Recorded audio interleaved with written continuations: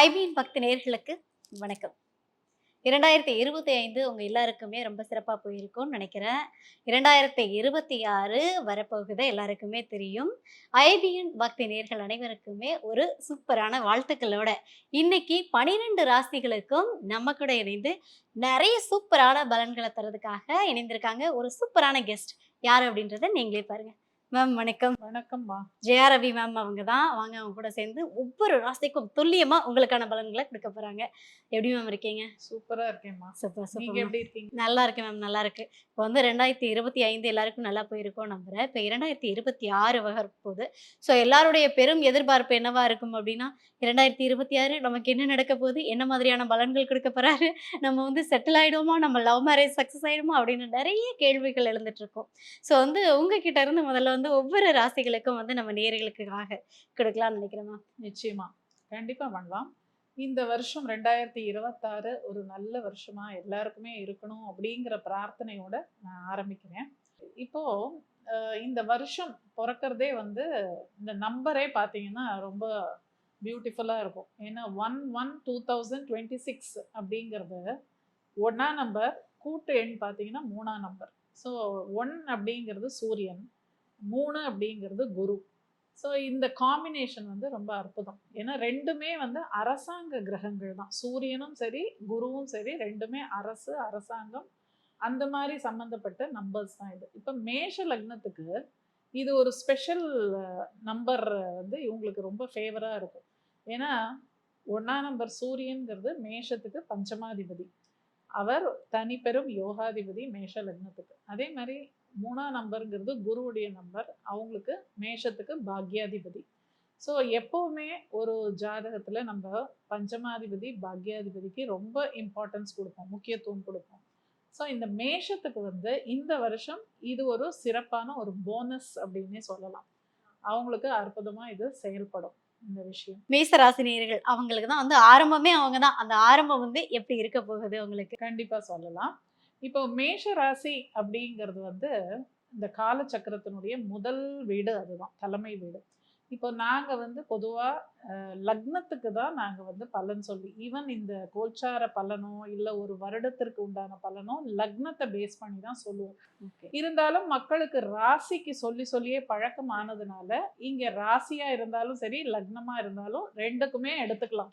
சரியா? இப்போ இந்த மாதிரி பலன்கள், இந்த கோல்சார பலன்கள் இல்லைன்னா இந்த புது வருட பலன்கள், இந்த மாதிரி விஷயங்கள்லாம் ஒரு பொதுவான பலன் தான். மக்கள் வந்து ஃபர்ஸ்ட் அதை புரிஞ்சுக்கணும். உங்களுடைய பிறப்பு ஜாதகத்துல உங்களுடைய தசாபுக்தி எப்படி இருக்கோ அதன்படி தான் உங்களுக்கு பலன்கள் கிடைக்கும். இந்த கோல்சாரம் அப்படிங்கிறது ஒரு 12%லேருந்து 15% நீங்க எடுத்துக்கலாம். கொஞ்சம் கான்ட்ரிபியூஷன் இருக்கும். பட் 100க்கு 100% இந்த வருட பலன்கள் உங்களுக்கு பலிக்கும் அப்படிலாம் தயவு செஞ்சு யாரும் கற்பனை பண்ணிக்க வேண்டாம். இருந்தாலும் ஃபர்ஸ்ட் மேஷ ராசிக்கு நம்ம சொல்லுவோம். மேஷ ராசிக்கு வந்து இந்த 2026 அப்படிங்கிறது ஒரு சிறப்பான வருடம் தான். ஏன் அப்படி சொல்றேன் அப்படின்னா, இதை 2 விதமா பிரிக்கணும் நம்ம இப்போ. ஏன்னா இப்போ குரு பகவான் வந்து 3ஆம் இடத்துல இருக்கார். மேஷ ராசிக்கு 3ஆம் இடத்துல. அவர் வந்து ஜூன் மாசத்துக்கு அப்புறம் அவர் வந்து கடகத்துக்கு பெயர்ச்சி ஆயிடுவார். அப்போ இந்த ஜூன் மாசத்துக்கு முன்னாடி, ஜூன் மாசத்துக்கு பின்னாடிங்கிற மாதிரி பிரிக்க வேண்டியதா இருக்கும். ஸோ 3ஆம் இடத்துல குரு இருக்கிறது அப்படிங்கிறதெல்லாம் பெருசா நம்ம ஒரு சிறப்புன்னு சொல்ல முடியாது. ஏன்னா குரு பகவான் வந்து அமர்ந்த இடத்தை வந்து எப்பவுமே கெடுப்பார். அவர் பார்க்கும் பார்வை எந்த பாவங்கள்ல விழுறதோ அந்த பாவங்கள் தான் சிறக்கும். ஸோ அப்படி பார்க்கும்போது இந்த ஜூன் மாசத்துக்குள்ள அவர் பார்க்கக்கூடிய பார்வை அப்படிங்கிறது 7, 9, 11 ஆகிய பாவங்களை அவர் பார்க்குறார். பார்க்கும்போது என்னாகும், அந்த பாவங்கள்ல விருத்தி ஆகும். அதாவது விருத்தினா எக்ஸ்பேன்ஷன்னு சொல்லுவோம். எல்லாமே பெருசு. ஏன்னா குருனாலே எல்லாத்தையும் பெருசு பண்றது தான் குருவுடைய வேலை. அப்ப 7ஆம் பாவம், 9ஆம் பாவம், 11ஆம் பாவம் அப்படிங்கிறதுலாம் ரொம்ப சிறப்பான பாவங்கள். திருமணம் ஆகாதவர்களுக்கு திருமணம் ஆகிறது, வெளிநாடு பயணம் போறவங்களுக்கு வெளிநாட்டு பயணம், உத்தியோகத்துல ஒரு ப்ரமோஷன் வேணுங்கிறவங்களுக்கு ப்ரமோஷன், இவங்க ஏதாவது ஆசைப்பட்ட விஷயத்தை அடையணும்னா 11ஆம் பாவம் தான் உதவி பண்ணும். அதையும் குரு பார்க்க போறாரு. அண்ட் அந்த 11ல் ராகுவும் உட்கார்ந்துருக்காரு. பொதுவாகவே ராகு பகவான் வந்து 11ஆம் இடத்துல உட்காரும் போது ரொம்ப சிறப்பாக செயல்படுவார். ஏன்னா அது உபஜய ஸ்தானம்னு சொல்கிறோம். ராகுவுக்கு மிக ஒரு ஏற்ற ஒரு இடம்னா 11ஆம் இடம் தான். அங்க அவர் உட்கார்ந்து குருவும் அவரை பார்க்கறாரு. அப்போ இன்னும் கொஞ்சம் பலன்களை கூட்டி கொடுப்பார். அதனால 11ஆம் இடம்ங்கிறது ஆசைகள் நிறைவேறக்கூடிய ஒரு பாவம். அதே சமயம் இன்னொரு விஷயத்தையும் மறக்கக்கூடாது. 5ஆம் பாவத்துல வந்து சிம்மத்துல கேது பகவான் உட்கார்ந்துருக்கார். இப்ப ராகு எல்லாத்தையும் பெருசு பண்ணுவார் குருவோட பார்வையில. ஆனா கேது அப்படிங்கிறவர் வந்து எல்லாத்தையும் சுருக்கக்கூடிய தன்மை தான் கேது பகவானுக்கு. அதுவும் 5ஆம் இடம்ங்கிற பூர்வ புண்ணிய ஸ்தானத்துல இருக்கிறதுனால இந்த நேரத்துல இந்த 5ஆம் இடத்துல கேது பகவான் உட்கார்ந்து அது பூர்வ புண்ணிய ஸ்தானமா இருக்கிறதுனால இவங்க பித்ருக்களை வந்து வழிபடணும். அதான் முன்னோர்களை வழிபடுறது, அவங்களுக்கு மரியாதை செலுத்துறது, அவங்களுக்கு தர்ப்பணம் கொடுக்காதவங்க தர்ப்பணம் கொடுக்கறது, இந்த மாதிரி காரியங்கள்லாம் இவங்க பண்ணணும். ஏன்னா அங்க மகம்ங்கிற ஒரு நட்சத்திரம் இருக்கு, அது பித்தர்களுடைய நட்சத்திரம். அந்த நேரத்துல எஸ்பெஷலி இந்த கேது வந்து மக நட்சத்திரத்திலேயே அவர் டிராவல் பண்ணுவார். அந்த பீரியட்ல அந்த காலகட்டத்துல முன்னோர்கள் வழிபாடு இவங்க பண்ணணும். அண்ட் இவங்களுக்கு கொஞ்சம் அந்த அதாவது முன் ஜென்ம கர்ம வினைகள் இந்த மாதிரி விஷயங்கள்லாம் வெளிப்படக்கூடிய காலமாக இருக்கும். ஸோ இந்த நேரத்துல இவங்க வந்து ரொம்ப கேர்ஃபுல்லா இருக்கணும். ஏன்னா கேது பகவான் அப்படிங்கிறவர் ஒரு ஏமாற்றத்தை கொடுக்கக்கூடிய ஒரு கிரகம் தான். ஸோ அந்த மாதிரி விஷயங்கள்ல கொஞ்சம் ஜாக்கிரதையா இருக்கணும். இன்னொரு மேட்ரு என்ன விஷயம் அப்படின்னா, இவங்களுக்கு சனி பகவான் வந்து 12ஆம் இடத்துல உட்கார்ந்துருக்கார். 12ஆம் இடத்துல சனி பகவான் இருந்து அவருடைய பார்வை அப்படிங்கிறது 3ஆம் இடம், 3, 7, 10 அப்படிங்கிற 3 பார்வை சனி பகவானுக்கு இருக்கு. அப்போ 3ஆம் பார்வையா அவர் வந்து தனஸ்தானத்தை பார்க்குறார்.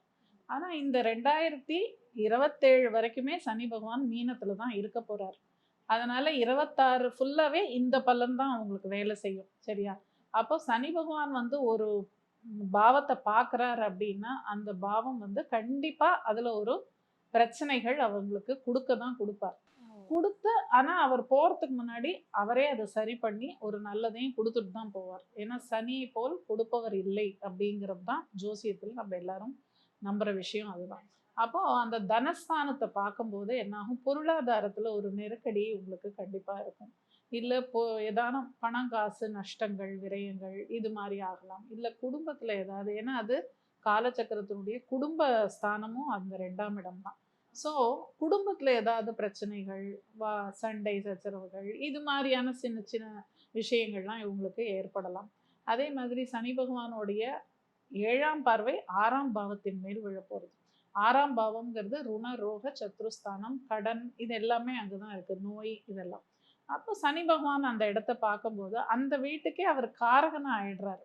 ஏன்னா 6ஆம் பாவத்துக்கு காரகன் அப்படிங்கிறதும் சனி பகவான் தான். அப்போ அதை வந்து நிச்சயமா ஒரு கண்ட்ரோலுக்கு கொண்டு வருவார். இப்போ யாருக்கெல்லாம் கடன் நிறைய இருக்கோ இல்லை நோய்வாய்ப்பட்டிருப்பாங்க இல்லையா, அவங்களுக்குலாம் வந்து ஒரு என்ன சொல்றது, ஒரு கண்ட்ரோல் அப்படிங்கிற ஒரு விஷயம் வந்து சனியோட பார்வையில் கிடைக்கும். ஸோ அது ஒரு விதத்தில் பாசிட்டிவாக எடுத்துக்கலாம். அதே மாதிரி அவருடைய 10ஆம் பார்வை அப்படிங்கிறது 9ஆம் பாவத்தின் மேல் விழும். 9ஆம் பாவம்ங்கிறது பாக்யஸ்தானம். பாக்யம்னாலே அந்த வார்த்தையிலேயே நமக்கு அர்த்தம் இருக்கு இல்லையா, நம்மளுக்கு வர வேண்டிய அதிர்ஷ்டங்கள் செல்வங்கள், தகப்பனார் ஸ்தானமும் அதுதான். ஸோ அது மாதிரி விஷயங்கள்ல என்ன பண்ணுவாருன்னா கொஞ்சம் பிரச்சனையை கொடுத்து அதுக்கப்புறம் ஒரு நல்லதை கொடுப்பார். கர்ம மேன்மை அப்படிங்கிற விஷயம் அந்த 10ஆம் பார்வையில தான் கிடைக்கும். ஸோ அது வந்து சிறப்பா கொடுத்துருவாரு. ஆனா கொஞ்சம் சில கஷ்டங்களை தாண்டி தான் அது நடக்கும். அப்படிலாம் ஈஸியா ஒரு விஷயத்த கொடுத்துட மாட்டார் சனி பகவான்.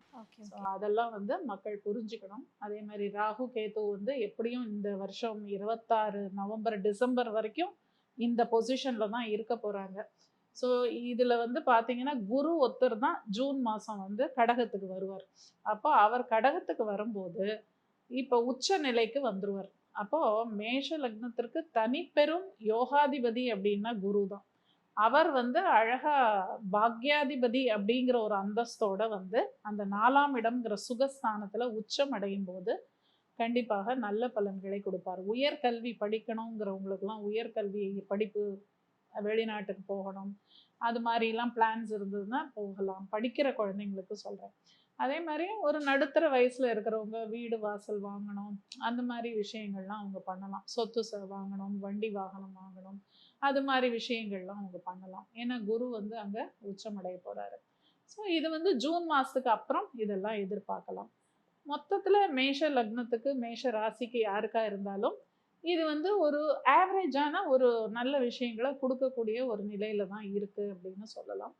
ஆனா கொஞ்சம் அதாவது நான் மார்க் அப்படின்னா இந்த ராசிக்கு வந்து ஒரு 75 to 80 மார்க்ஸ் குடுக்கலாம். அதாவது சரியா? எல்லாமே கிடைக்கும். ஆனா வந்து ஒரு சின்ன கஷ்டத்த குடுத்து அதுக்கப்புறம் சும்மா கிடைக்கும் அப்படின்றது. ஈஸியா ஓகே. குடுத்துட்டா, ஆ அதோட மதிப்பு வேல்யூ. யாருக்கும் தெரியாது இல்லையா? அப்ப ஓகே, ஓகே. சனி பகவானுடைய வேலையே என்ன அப்படின்னா, உங்களுக்கெல்லாம் பாடம் சொல்லி குடுத்துட்டு தான் அவர் குடுப்பார். Okay, okay. சும்மா அப்படி ஃப்ரீயாலாம் குடுத்துற மாட்டார். ஓகே. சரியா? Super ma'am. அப்போ வந்து அவங்களுக்கு வந்து ஒரு போனஸ் எக்ஸ்ட்ரா போனஸ் கிடைச்ச மாதிரி தான் இருக்கு. ஏன்னா வந்து நெறைய விஷயங்கள வந்து கொஞ்சம் டிலே பண்ணி குடுத்தாலும் நெறைய விஷயங்கள குடுக்குறாரு அப்படின்னு சொல்லிட்டீங்க. பொதுவாவே வந்து ஒருத்தருடைய கேரக்டர் வந்து அவங்களுக்கு வந்து நெறைய விஷயங்கள்ல மாற்றத்தை ஏற்படுத்தும்ன்றது உண்மதான். இப்போ வந்து அ மேச ராசிக்காரங்களுக்கு வந்து எப்படி இருப்பாங்க? என்ன மாதிரியான விஷயங்கள அவங்க ஜாக்கிரதையா ஹேண்டில் பண்ணணும்? மேஷ ராசி, மேஷ லக்னக்காரங்க பொதுவாவே இவங்களுக்கு இது செவ்வாயோடைய வீடு இல்லையா? அதனால கொஞ்சம் வேகம் இருக்கும். எல்லாத்துலயும் ஒரு வேகம் இருக்கும். முன்கோபிகள். கோபமும் நல்லா வரும் இவங்களுக்கு. அதே மாதிரி ரொம்ப அக்ரஸிவ்னஸ் அதாவது எல்லாத்துலயும் ஒரு பிடிவாதமும் இருக்கும். இந்த மாதிரியான விஷயங்கள்லாம் இவங்க கிட்ட ஜாஸ்தி. அந்த வேக தடை அப்படிங்கிறது இவங்களுக்கு அவசியம் வேணும். ஏன்னா, அவங்க எல்லாத்துலயும் முட்டிக்கிட்டு முன்னாடி போய் நிக்கணும்னு எதிர்பார்ப்பாங்க. எங்கேயுமே அவங்க பொசிஷன வந்து விட்டு குடுக்கவே மாட்டாங்க.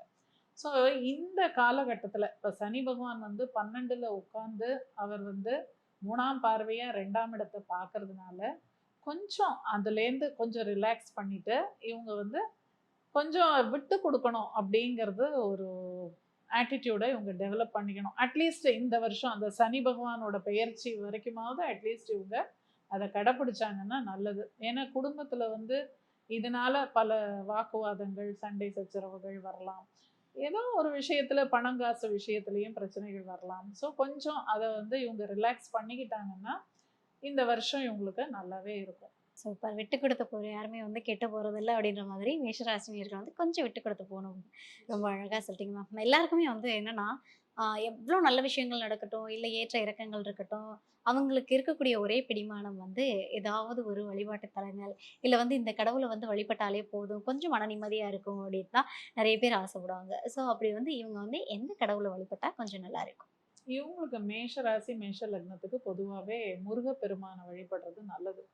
அதுலயும் பழனி முருகன் இன்னும் விசேஷம். ஏன்னா, அவரு கோவிச்சுக்கிட்டு மாம்பழத்துக்காக கோவப்பட்டு தான் போய் பழனியில உட்கார்ந்தாரு. இல்லையா? இப்ப இவங்களுக்கும் கோவம் நெறைய வரும். ஸோ, அந்த மாதிரி இவங்களுக்கு பழனி முருகன் வழிபடலாம். இல்லன்னா, திருவண்ணாமலை ஈசன், அதாவது சிவபெருமான வழிபடுறதும் இவங்களுக்கு நல்லது. சிவபெருமான வழிபட அதுலயும் திருவண்ணாமலை ஏன்னா பஞ்சமாதிபதி வந்து சிம்மம். அப்போ மலையும், மலை சார்ந்த இடங்கள். அப்போ மலையில இருக்கிற ம இந்த குடைவரை கோவில் அப்படின்னு சொல்றாங்க இல்லையா? அது மாதிரி திருவண்ணாமலை போய் தரிசனம் பண்றது நல்லது. கிரிவலம் போயிட்டு வர்றது நல்லது.